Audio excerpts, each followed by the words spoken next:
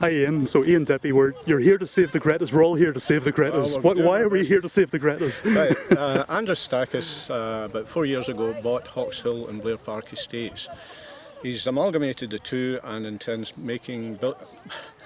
producing one of the biggest commercial forests in the southern part of Scotland, about 1.2 million trees. This is going to come right down to the back of Largs, it's going to go all the way over to Muirhead Reservoir and to the area behind the new cemetery up with Brisbane Glen. Our belief is that this is a step too far really, and we want to retain the area immediately behind Largs up to the Greta Falls more or less as is.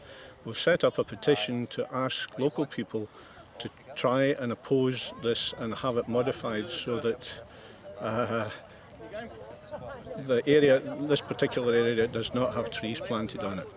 So when we say save the Gretas, we're not just talking about the area leading up to the Gretas, we're talking about a substantial part of the environment behind Largs. Yes, we are. In the petition itself, we've defined the Gretas area as being the Gogo Valley up to the Greta Falls, the hill immediately behind Largs, and the area up to the Quad Rocks or Cold Rocks behind Largs. Over the years, approximately 40 to 60 years will be the growth time of the Sitka spruce trees. Then they will be logged, and the whole area for a period of time will look pretty well like a war zone before they're replanted and the whole cycle starts again. So the key concern then is, what are the key sort of issues you think that are likely to be of interest to people living here, perhaps don't know what's actually going on in the back here and behind the town? What are we concerned about? What are the big issues that you think people are going to need to be aware of? The big issues are that if and when, or should the trees be planted, it's going to severely restrict access over the hills behind Largs and up to the Greta Falls. People will still be able to go there, but it will be by selected paths that the owners put in. So the area will not open up for walks over the hills to vista over Largs, etc. The path itself up to Greta Falls has been heavily modified to build the 2 hydro stations on the site.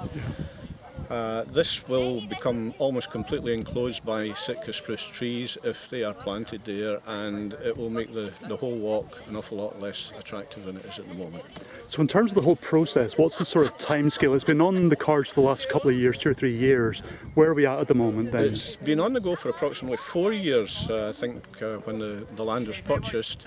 A whole series of iterations of the plans for the area have come out, and then another one comes out. In the interim period, the Stakis organisation are in the process of building 2 mini hydro power stations on the land, which has created quite a lot of upheaval to date before any forestry work starts.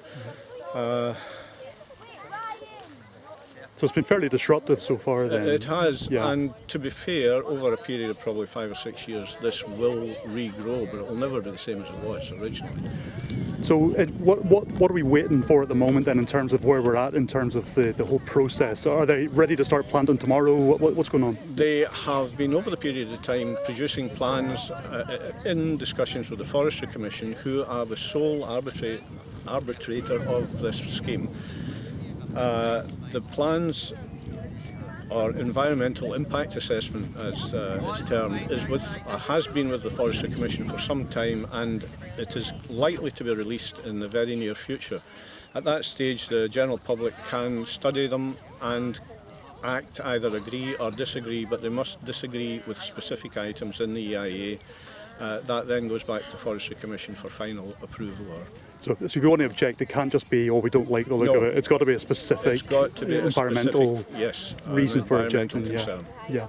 Okay, so whilst we're waiting for this environmental impact assessment to be released then, how can people make their views known? What can they do in the meantime? Well, in the meantime, we've, for a number of weeks now, we've had a petition on the go to try petitioning Andros Stakis to stop planting in the immediate Gretas area. We now have well over 1,000 signatures to that, and it is still open if anybody wishes to sign. It is on change.org. If you search for Andros Stakis Save the Gretas, you should find it without any problem. Or there's also a paper petition version of the same thing in various places around Largs. Halliday's Chemist, for instance, has a copy. And specifically, what is the petition calling for? it is to restrict the trees in planting in that area.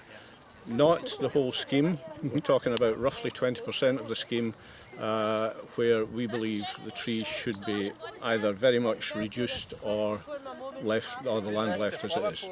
Okay, and so basically then people can sign the petition, and then the next stage is really when the environmental impact assessment comes out, and that's when the consultation period of 28 days apparently 28 will days then begins. kick in.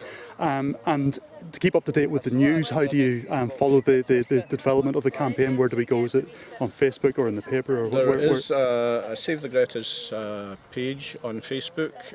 There is various reasonably good coverage in the large local paper. And beyond that, a lot of word of mouth. There is a lot of discussion going on in various groups in the town. And the odd group of people putting banners up on the hill saying, we love the Gretas. All right, Ian, thanks very much indeed for that. That's been really useful to explain. Thank you.